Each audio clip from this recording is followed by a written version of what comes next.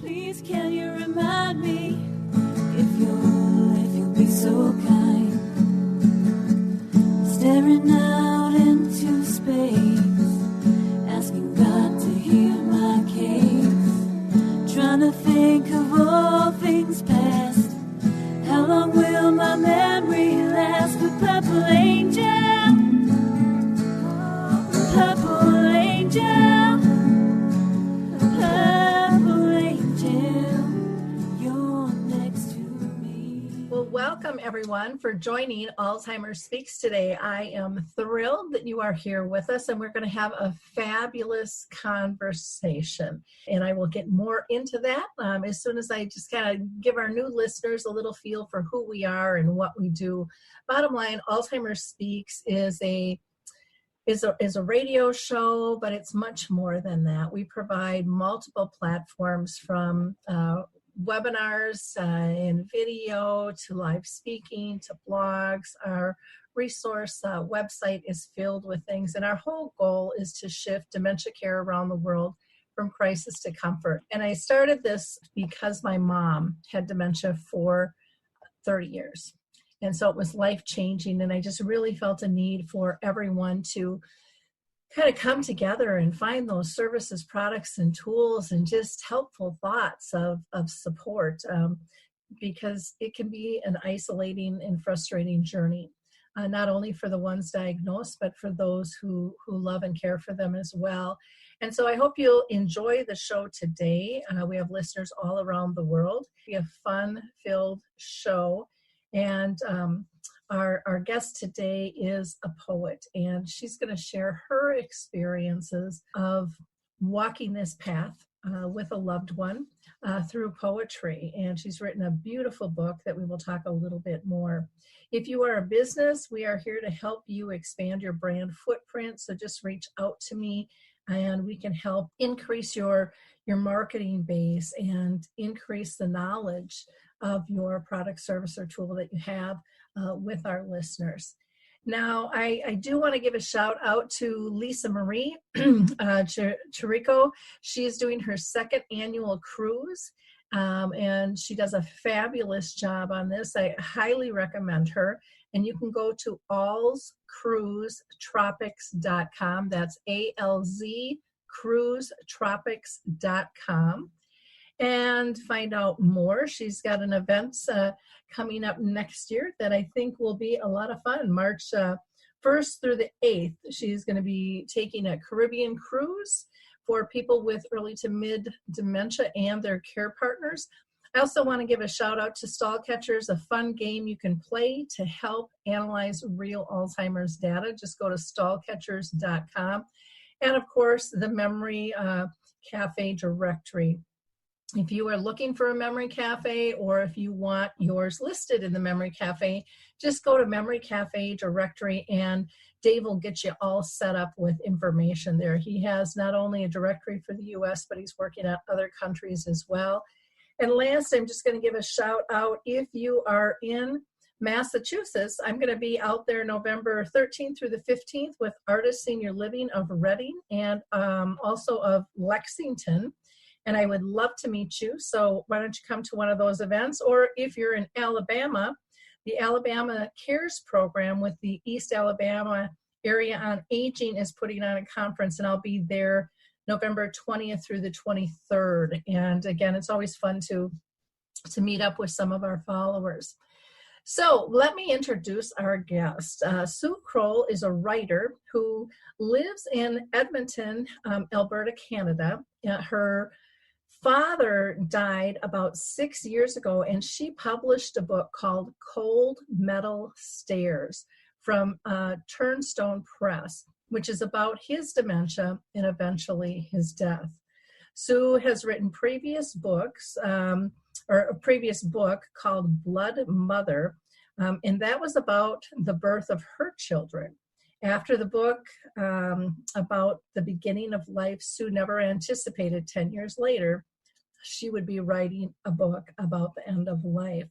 So I'm just thrilled to have you with us, Sue. Welcome to the show. Thank you very much.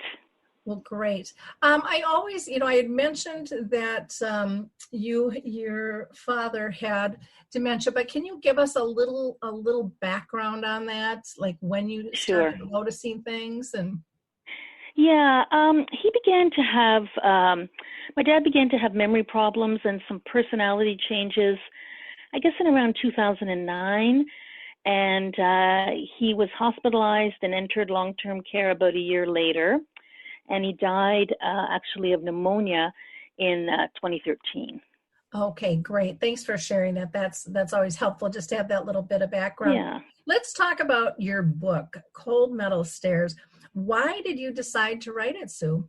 Well, I didn't set out to write a book about my dad at all. And in fact, I wasn't even able to write about this experience for about 18 months after my father's death. I wasn't able to write poems. I had been keeping journals and diary entries all through my dad's illness.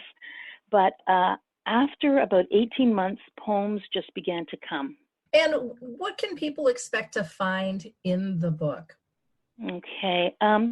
Readers will find narrative poems that tell the story of my father's dementia, his diagnosis, his hospitalization, and then increasing physical illness, his eventual death, and then a kind of mourning period where the family kind of comes to terms with his illness and with his life as well. Great. Now, I know that you wrote a poem about your dad's eventual diagnosis, which you call Hands and Face. Would you mind reading that to us and sharing that with our audience? Sure. I'll just give a little background. This poem came about when I was thinking about one of the mini mental tests that my dad was given. And in this test, he was instructed to draw a clock face. And this connected in my mind with the image of a compass. So the coming together of the clock and the compass led to the writing of this poem, which is called Hands and Face. It is true. I will remember the hands and face, the whole frustrating trickery of the thing. My mother tells how she dogged him to get all numbers limned at their true points, noon and midnight made for due north, 6 headed south. The clock becoming a demented compass, a supposed proof fumbled for in that doctor's office right before my dad was officially diagnosed. I don't know where his attempted drawings of clocks are today.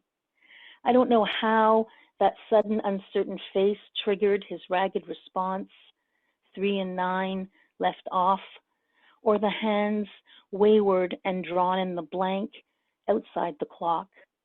I don't know why that wrong clock condemned him, tripped him up, making that day the day they told us with all certainty it was dementia.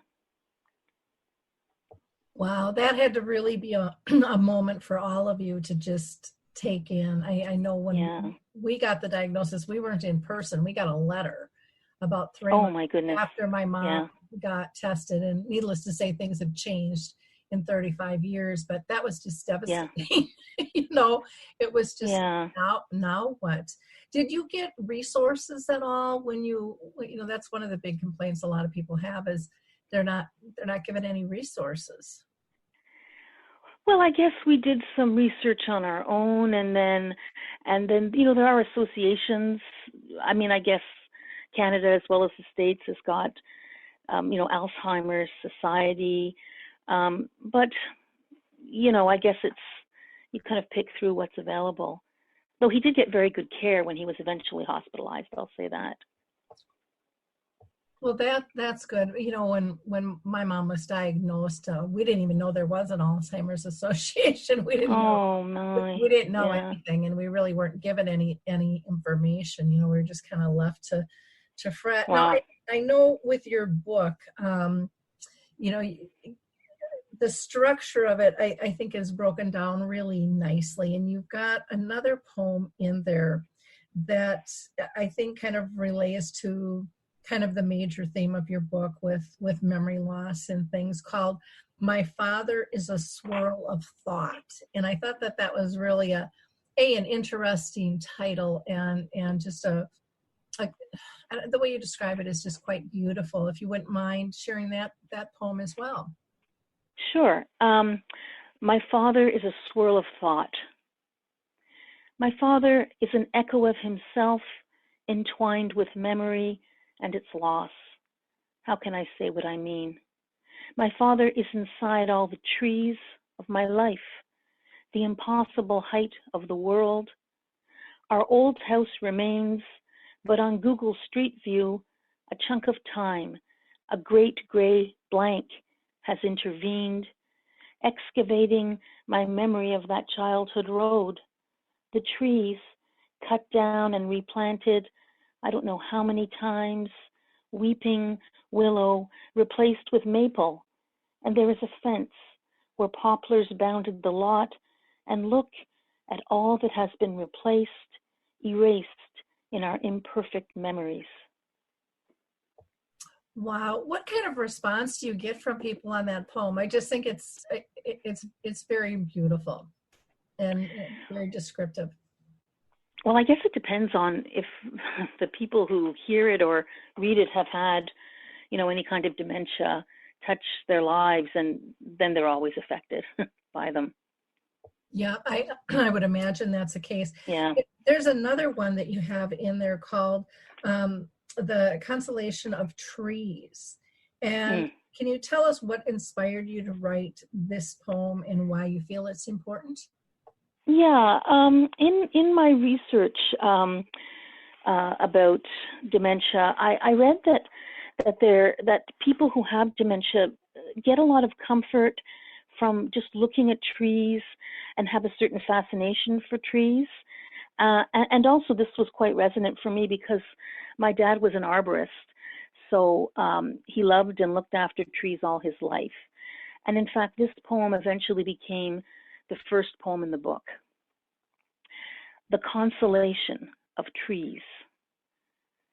With much taken away, it is a small mercy dementia patients have trees, their remaining presence ceaselessly focusing the horizon, a horizon offering nothing that isn't in the present tense, but with much already lost.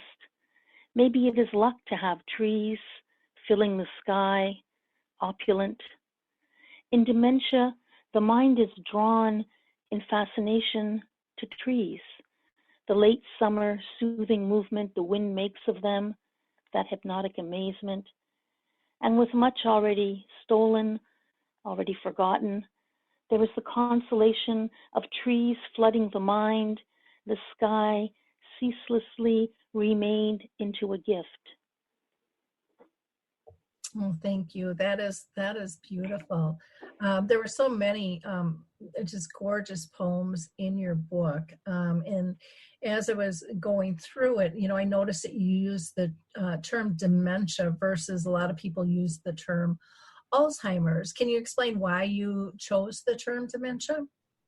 My dad didn't have Alzheimer's, though I often, before this happened to our family, I thought of memory loss and Alzheimer's, but my dad actually had Lewy body dementia. So I'll read a poem called Lewy body, and I'll just make a note that there's a reference to the Canadiens in this poem, and that's the Montreal Canadiens hockey team. Lewy body. Those of you who know what this is may turn away, turn the page, and move on. You know everything you ever wanted to know about a dementia that fills the absolute area of all rooms with a Greek chorus of hallucinations, silent but commanding through the very fact of being in every room, all the time, watching, taking everything in.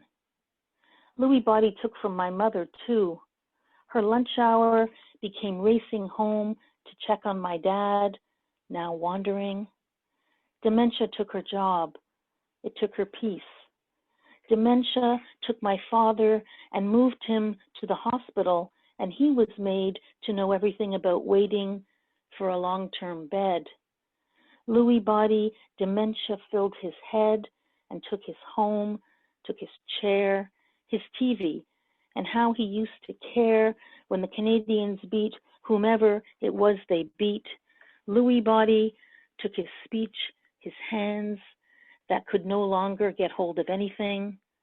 Lewy body dementia took his mind, leaving diabetes, kidney failure, and double lung pneumonia to carve up the rest. Now you truly know everything. Wow. It's interesting in that poem and just the various poems that you have in there, because in that poem you're talking about the loss of so many things, and then yet you've got another poem that you have entitled Undiminished. And so I think that would be a really interesting one to share with our audience. And again, if you can give us a little history why you wrote that one. Sure.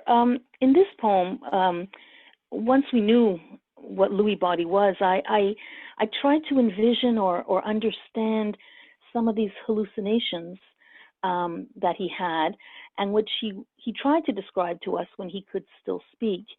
He said he saw kind of flat black and white figures, almost like characters on the old Perry Mason TV show, which he used to love. And also, this poem is a tribute to my sister, who at one point said to my dad about the hallucinations, I can't see them, but I believe that you see them. And I tried to capture what I imagined was the hallucinatory quality of his life at that point, as well as really the weight and quality of my sister's love for our dad. This is called Undiminished. My sister sits placidly with my father's hallucinations. Their invading presence leaves her without fear, and she allows for their casual indifference clouding my father's distracted vision. His dreams are awake, undiminished in daylight. These hallucinations leave no shadow, and though they are benign and without weight, he is force-marched through their shallows daily. My sister moves aside when my father, with the complete daytime weight of his convictions, claims she is crowding his apparitions, which have become familiars. My sister shifts for those stark figures, their high contrast black and white look of a jury from 1950s TV, now a familiar ghost presence in his diminished memory. But my sister, completely without fear, her love undiminished, accepts my father's shadows, his apparitions, which dance the weightless air they so persistently fill. You know, it's so neat when you can get to that space of acceptance. Right, yeah. The love it just fills all the gaps. Mm-hmm. It just is quite beautiful. And I think sometimes people don't realize, you know, when we accept how much that can, when we truly accept. A lot of times I think we think we're accepting, but I mean, Mm-hmm. when we are just really truly filled with grace and put them first, it changes Yes. everything. It's like to me anyways, I don't know if it was this way for you, but it was really like a spiritual awakening on a lot of levels for me. Mm-hmm. Yeah. You know, it was Yeah. just so powerful. You have another poem that you talk about, and I think we've all been there, this illogical wish of, you know, to just go away. Come on, skedaddle, let's get back to normal. Yeah, as if, yeah. Yes, the poem is called The Wish.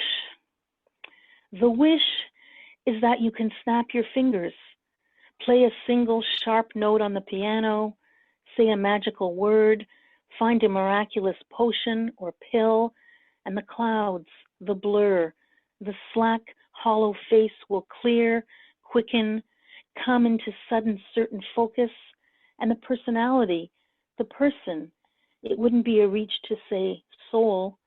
Suddenly the soul will return to the inert body, collapsed into a chair, and that something, the wished for medical miracle, The unreal remission will revive my dad. I want him to reactivate or bubble into some kind of reanimation, and for dementia to have been a dream, a fabrication or hallucination we can all break out of and forget forever. Yeah, I think we've all been there on that one. Just Yeah. get us back. Just get us back in time.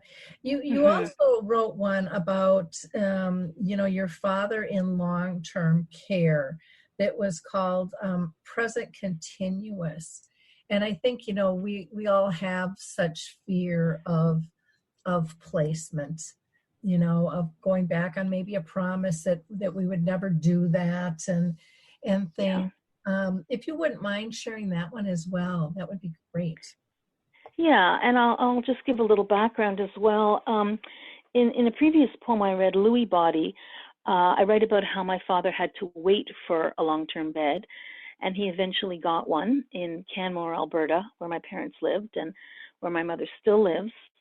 And my father's long-term care facility was attached to the regional hospital in the town of Canmore, so you'll hear a reference to hospital in the poem. This poem speaks to how dementia pulls lives apart, because in the case of my parents, in the case of many people, they were separated by it when my dad had to go into care, and we learned this legal term, involuntary separation. So that's kind of the background to the poem a little bit. And the poem is called Present Continuous. Present Continuous. Beginning with how to get to the lost beginnings of loss, as lost as his memory of the morning's breakfast, lost as yesterday or the day before that, or the last day. The landscape outside his hospital window was in flower, in leaf. The beginnings of his last breath lodged in the room itself, and how many times he asked my mother to take him home, but this is your home now. How many times before pushing her way out of the ward, to the lobby, to the parking lot, to her car, to her single woman's apartment to cry out her loss. That was when he had a voice, when he could still make sense, make sentences taking place in the slipping away past tense. In the end, it all became present. The past, even 20 minutes passed, 20 minutes didn't last. It was today and today and today. And that was a version of hell. We thought all of it was hell and all were lost. Those stumbling souls closing the circular march round and round the restless clock of their days, weeks, months. It was hell, but it held angels in the worst of that present continuous, angels to wake them and walk them, a landscape of angels to spoon up the spilled and the lost. And of course, in that poem, the angels I'm referring to are the healthcare aides and LPNs and RNs who looked after my dad, really with so much compassion in the 3 years that he lived in care. That's so nice that you wrote about them and noticed that. Have you gotten response from some of the people who took care of your dad? No, this book is newly published, so I haven't read it in Canmore yet. So perhaps in the future, yeah. Yeah, I would think that they would love to, have maybe, yeah, and read that about their staff. I think that would be really a powerful thing. And I think sometimes the care staff are undervalued with what they do and how they do it. And it's not always perfect, but it's not always perfect at home either, if we're honest. Well, yeah. Thanks. Now, the bulk of the book, it kind of talks about the disease and the effect it has on everybody, really. Can you speak a little bit more about that? And if I remember correctly, you have one called Dread Memory that kind of touches on that. I believe that's the correct one. Okay. Yeah. Firstly, I'll just say a little bit about, of course, my own sadness, but also guilt around my father's illness, and some of this has to do with geography. My parents lived in Canmore, as I said, and I live in Edmonton, which is a 5-hour drive to the north. So I didn't get to see him as often as I would have liked. So this added to the guilt. But also to the anxiety or dread that when I would see him after a certain interval of time, that his condition would have, abruptly dropped down and that there would be these changes in him. So I write about the anxiety and dread of visiting him after some time, and this is called Dread Memory. Canmore's main street falling into late afternoon shadow, and we'd trawl each store until we had to go, my mother and me. I don't know where my husband or kids are in this dread memory, but she'd take me to see him. My mother would make the turn into the lot, and I'd even dread the finding or not finding of a parking spot.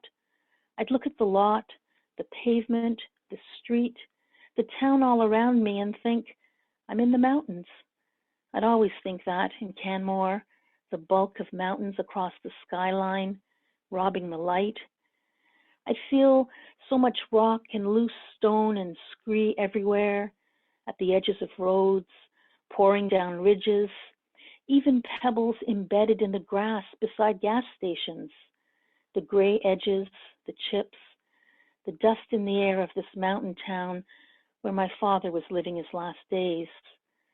So it would be the parking lot and the sun shooting out between the clouds, all massing behind the peaks of the Three Sisters. Townspeople in their healthy get-ups with wraparound sunglasses and take-out coffees and designer Gore-Tex. And my dad would, I feared, be a crumple of an old man I was afraid to see. I was afraid of being afraid. It was so stupid to be this embarrassed and self-conscious, stupid to be afraid of old people, demented old people, but I was. Now it was the parking lot, each step to the hospital and passing the wall-to-ceiling dining room window of long-term care. Was he in there? Was he watching our approach? Would he know me? I couldn't see in. The window was opaque, suddenly suffused with light, the sun finding a break in those hulking mountains. Or more likely, I was afraid to look through the glass, afraid to focus on who might be there, afraid to see if he was the same as last time. I was afraid of who he had become or unbecome. I can so relate to that. My mom was very close, and so I got to see her often, but I remember time they moved her to a different neighborhood or community or whatever, just that angst of how is that going to affect because I always thought she was higher functioning than where they were placing her. And I understood the rationale behind it, but there was just this daunting presence of what's next. And what's next, this whole uncontrollable thing that you really have to let go of and just kind of walk alongside it graciously. But boy, it's a difficult thing to do for most of us. But once again you get to that acceptance level, it's a game changer once you let go and just let be what's going to be. Right. Now, a great deal of your book, The Cold Metal Steers, is really about bridging, that emotional distance between what used to be and what reality has now become. And how do we express that? You've done just a great job in this book. And you've got one poem in there called Intense Light Blue. Can you kind of set that one up and share it with us, please? Sure. This is a poem about a Thanksgiving visit. In fact, it turned out to be our last visit this Thanksgiving because my dad died 5 months later. Intense light blue. how to write my father's intense light blue eyes I now recognize as nearly blind to the present, arranging itself hard before him, intense light blue. I recognize eyes that stare hard at me. We are off. I've never realized that intense light. Off by ourselves in a hall near an exit. Eyes that look at me from behind that blue recliner where someone has arranged him. In this dead-end hall, I see intense recognition.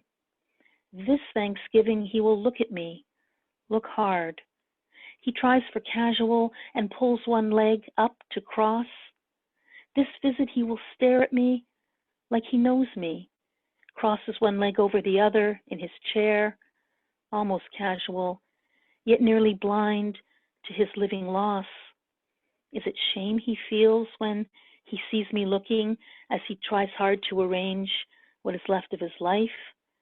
Is it sadness for where he lives now? What does he see when he watches me stare? How do I write my father's intense light? Wow, again, another beautiful, beautiful hitting poem. And you had mentioned that it was your last Thanksgiving. Yeah. And stuff. And that's one of the things too. And it's true, I think, with all of us. We never know when is the last one. But when there is a chronic illness, you're so much more aware that it could be. But yet we're still shocked when it is, I think. With that, well, again, thank you for that. You just have, like I said, so many beautiful poems in here. You have one on how driving itself is a symbol of purpose and direction in your father's what you call directionalist world. Can you share that one with us? Because I think I think the symbolism and just the different things that trigger us to make connections to things is very, very interesting. And I think it's very healing too, to make these connections and to write it down or verbally state it. Did you find writing the book was a healing process for you? In the long term, it was. As I was in the middle of it, I was working on these poems and I had to create a certain emotional distance to do that. But once I had finished it, yes, I think it did. I think it did in a way. But I'll talk about this driving poem. In part, it tells about a family trip to PEI, Prince Edward Island in the Canadian Maritimes. Now, I mentioned that now I live in Western Canada in Alberta, but I grew up in the east in Elmer, Quebec, which is about a 2 days drive to the ocean. So I overlay memories of this family trip with my father's life as a dementia patient. And these two time frames are joined also by the image of driving as it related to his working life as an arborist. And this poem is called Mnemonic. It's a longer poem. Associations are tumbling around our shoulders like the cold pounding of the Atlantic once we got there. There was a pattern of leaves or landscape. There was the sound of thrashing surf as a finale to that 2-day drive to PEI.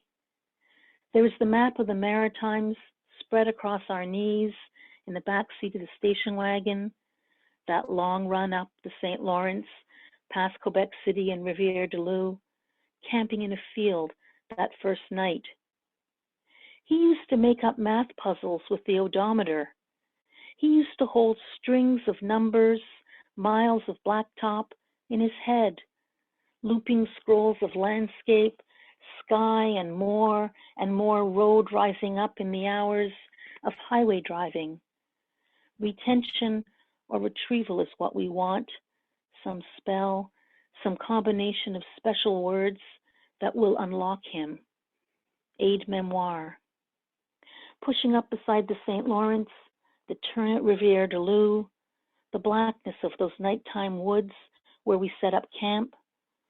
I'll need a map to remind me of who he was, and I'll need my own aide memoire.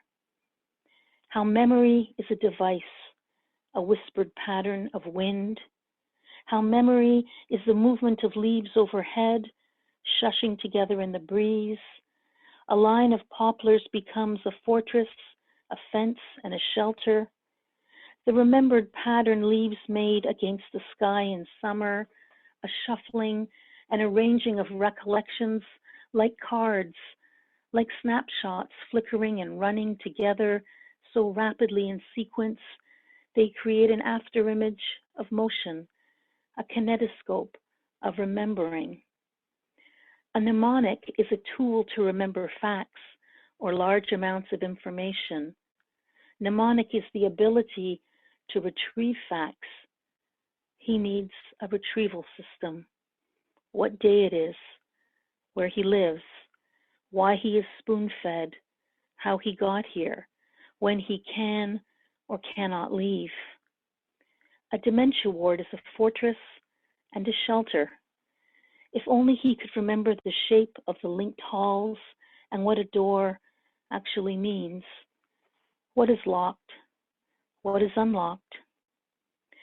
Somewhere in his untethered memory, he is taking his family on a road trip to the ocean.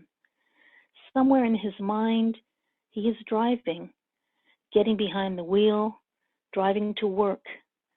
Somehow he is getting his crew ready for the day. His men need to be set up and sent to the job sites.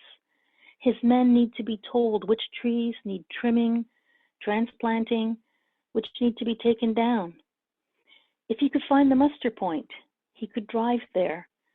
If he could remember driving, a steering wheel, a foot on the gas, road and sky, his destination imprinted on the map of his mind. If he could remember, he could get there.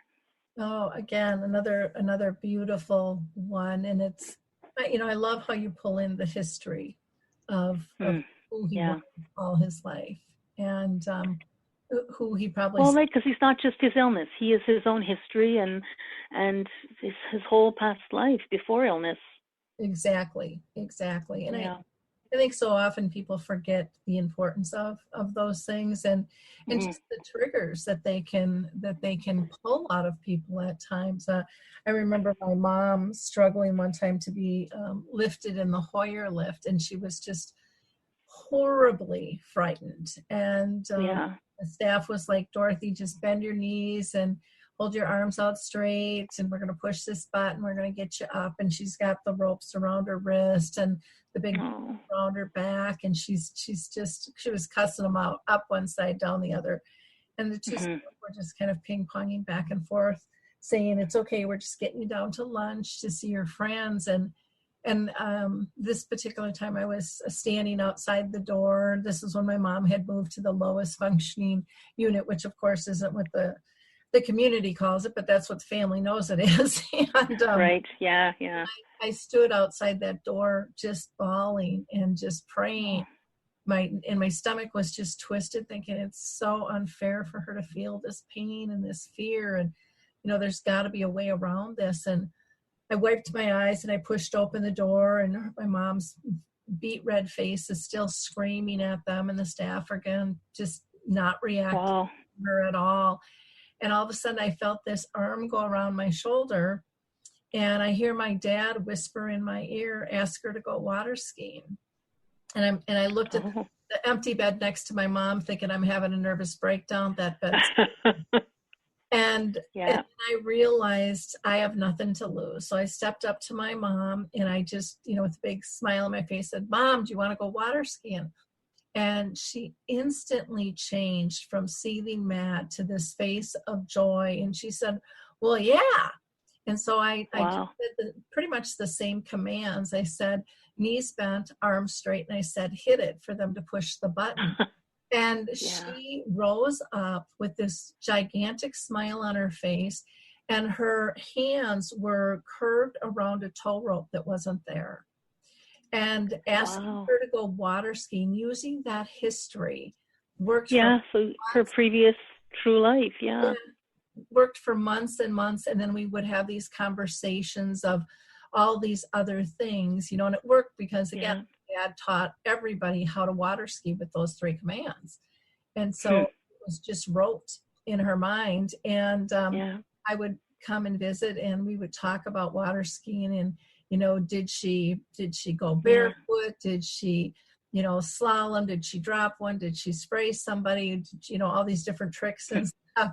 And we would just, she was still there. Yeah, we had these fabulous conversations. And in her mind, we went water skiing, you know, 6 to 8 times a day, and life was good. And so, you know, relating that past, I think, is very important.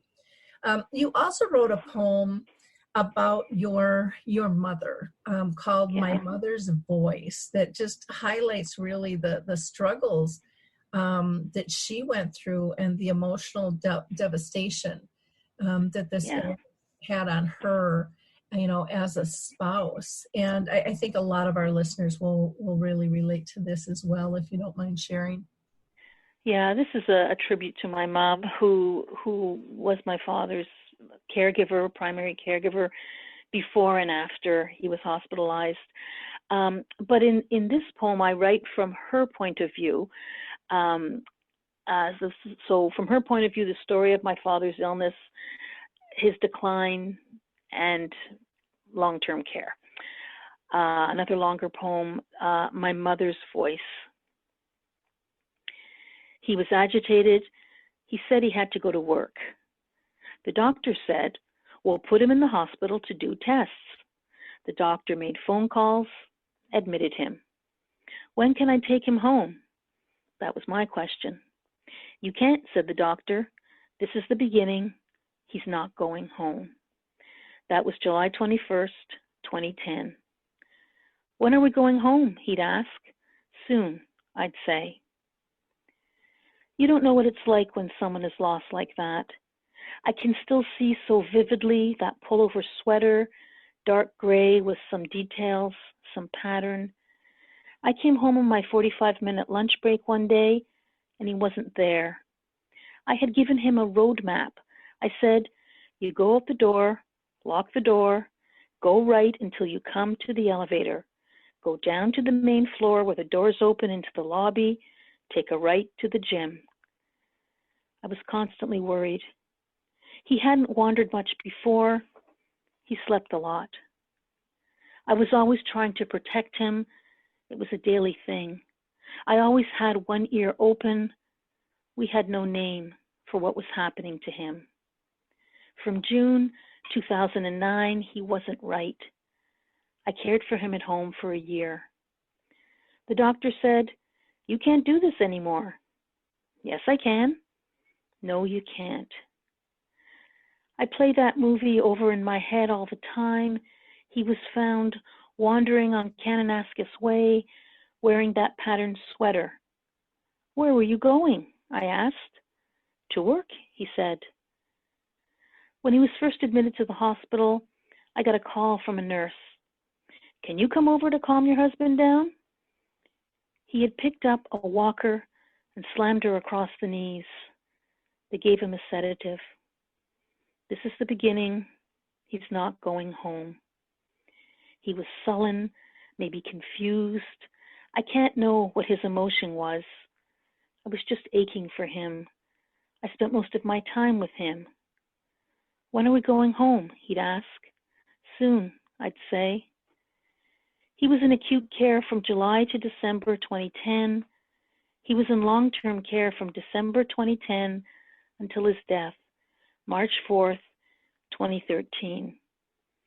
I don't mean to cry. A few days after being admitted to acute care, he did a test. He did a drawing of a clock, but with the hands outside the clock face, like he didn't know what it was, and he couldn't write his name. This man with such beautiful penmanship, the dots weren't connecting in his brain. I wonder what's facing me today. I think that every day, every time I approach long-term care. I don't mean to cry. The progression of the disease, how can you even track it? What happens in a person's mind? The dots don't connect. I went to group therapy for families. Can you imagine, they said, going into your kitchen to make coffee the step by step of it. These people can't do that anymore. These people. In the beginning, I'd bring him home at noon on Saturday, make a meal. We'd watch the hockey game. One time I couldn't figure out his insulin needle, so I took him back to the hospital. He fell getting out of the car. I had to drag him up. I had to drag him. No, he's fine, I said. I said that all the time. I don't mean to cry. He was agitated, said he had to go to work. He was found wandering, though work was thousands of miles away. Work was years behind him. He was found wandering on Kananaskis Way. What if he made it out to the highway? The doctor admitted him. The doctor said, he's not going home. I did his laundry. I didn't leave it to the hospital staff. I took it home. I showered him. He could stand up at the beginning. Later, he had a shower chair.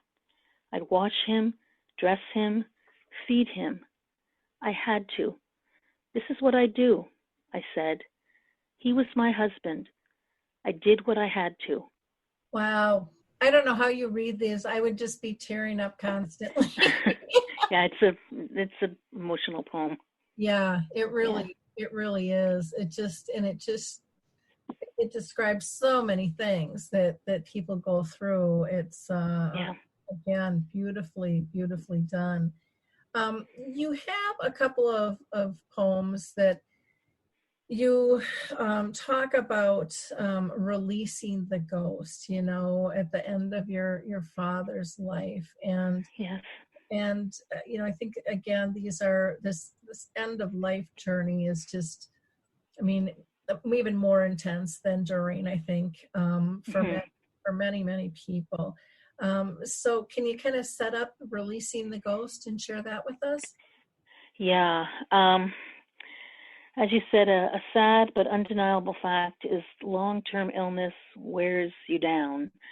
The sadness and the relentlessness creates a kind of pre-death grief, and that just is exhausting.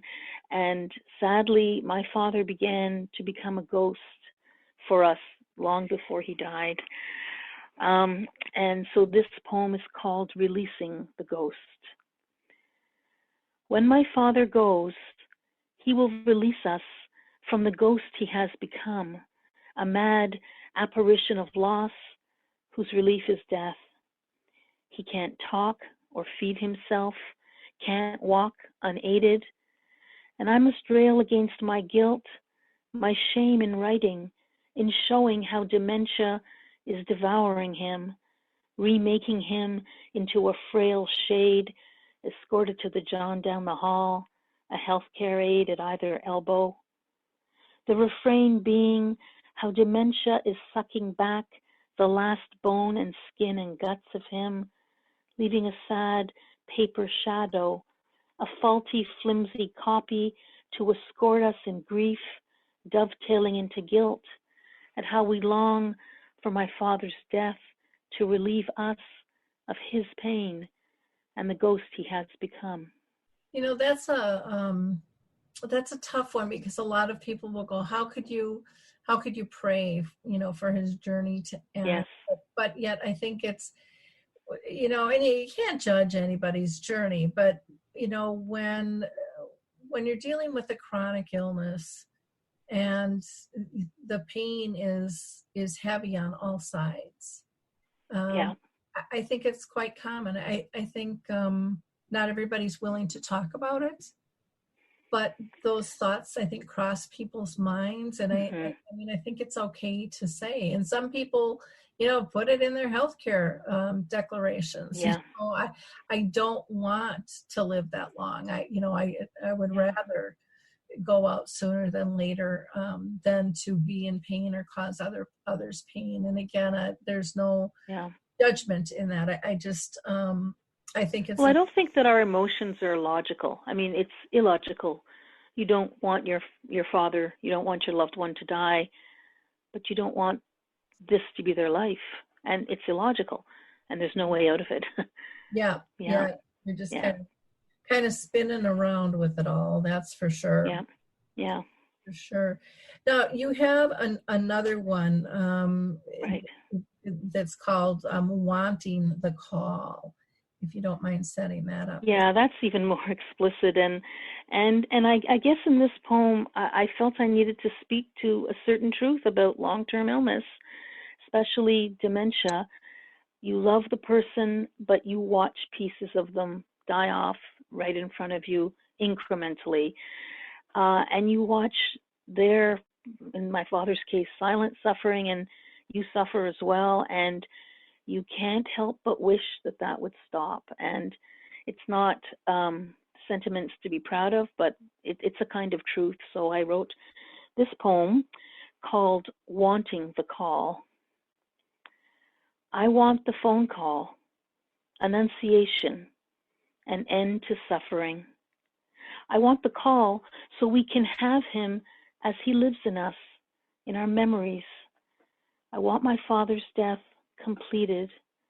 It has been coming at us with its claws out. I want this death done, over and done with us. I want bells to release us, complete us with their tolling, with the totality of ending. I want the phone to ring out and free us from being inside the dying with him. I want time to work in reverse and for the sick man to disappear. I want death. I want it done. Yeah, that is very powerful and just exhausting too. When I think about back in those days, it's an exhaustive process. My dad had a brain tumor and was given a year and lived 4.5 years. So I mean, we were definitely gifted. But at the end when he was struggling, I remember, being by his side and just, it's okay. You can go. Yeah. Yeah. You don't have to stick around for us. It's, just being honest about those things, because you know how hard, their body is working, let alone their mind and their soul, with the whole process. And it's a tough one. At the end, you wished you could have reached your dad and known for sure that he knew just how much love you all had for him. And, at the end, they typically aren't going to pop up and go, I got it. Though it's more logic. Yeah, but I think it is something that we all wonder, do they know? And so you wrote another poem on that. He didn't open his eyes, it's called, which again, another powerful poem, if you don't mind sharing. Okay. He didn't open his eyes. We had to wonder if he had already gone to the other side. We never said death, though we feared he would die. Not die, because we never said that word. We were told to go. There was not much time with this final withdrawal of treatment. He didn't open his eyes. He didn't speak, never spoke again, not even to go back in memory, back to the work talk I'd heard time before last, when I fed him minced broccoli and soft mashed potato, all scrambled together on a teaspoon, pretending this reversal, pretending his going back to utter dependency was not hurting me, though hurting is not the word. There is no word for any of it, no word for how he never opened his eyes. Spoon-feeding my father had felt like a privilege, like a prayer I didn't know I'd uttered. And did he know it was his 52-year-old daughter witnessing him in his suffering? How could he know how much love I had when he was almost gone and could not speak a single word, not one? He never opened his eyes. Wow, that's again, I can so relate to that. My dad's eyes were closed when he died, but yet I I actually felt his energy go through my body. Oh, It was wow. electrifying. And when my mom died, I wasn't even there. I was in Arizona when she was actively dying. My whole family, I think, thought I was having a nervous breakdown because I'm always the one there. And yet she had come to me in dreams and said, no, you need to be gone. Everyone else needs to experience death, Lori, and I need to know you're going to continue your work. And so I was really comfortable with that and wasn't there. And yet I got to experience the whole process through video, which was really powerful. So I actually got to see her take her last breath. Again, eyes weren't open, but very intimate. And even though it was long distance, I think that's something that is not tapped into as much, because even if their eyes aren't open, you still have the satisfaction of knowing you were there, you know, and I think that that's a really important factor, if that's important for you. Some people are very uncomfortable with being there, and to me, I've done it so many times. It's just an honor to be able to be there with someone. Do you have any other poems that you wanted to share? We still have a few minutes, and I just like I said, I think your book is just beautifully done, and I so thank you for sharing all these intimate moments of your journey with us. Well, thank you. I wonder if I could maybe end in a poem that looks into the light, looks maybe into, a future afterwards. It's right near the end of the book. It's called "It is Good to Begin Again." It is good to want the world set in motion again, imagined over again. Good to need a clear sequence of framed recollections to picture his life through the looking glass, making up each single image poem.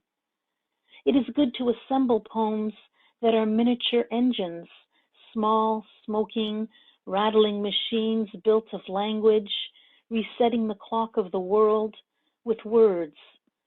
Good that letters revert to pictograms, which are unexploded spring bulbs, mere inches under still frozen ground, waiting for the sun to make the world begin again. Oh, that's beautiful. That's a perfect way Thank you. to wrap things up. Do you want to tell people how they can contact you? Yes, I guess on my website, sucroll.wordpress.com, there's a contact page there. You can contact me also at Turnstone Press as well. The book can be ordered from Turnstone as well if people are interested, or Amazon as well. You're on Facebook too, correct, Sue? Oh, yes, I'm also on Facebook as well under Su Croll, Sucroll. Yep, you spell Sue a little different, so that's important for them. And we've got these links on the pages. Right, right. Oh, and I guess I could give email as well. Okay. Which is similar, sue.croll@shaw.ca, shaw.ca. Okay. Any of those ways, yeah. Wonderful. Again, I thank you so much for sharing this hour with us and sharing your book. It's very powerful, and again, I think beautifully written. Thank you so much. Bye now. Bye-bye. And so in wrapping up, again, you can reach Sue by just following the links there. And also feel free to reach out to us at our main website, which is alzheimerspeaks.com.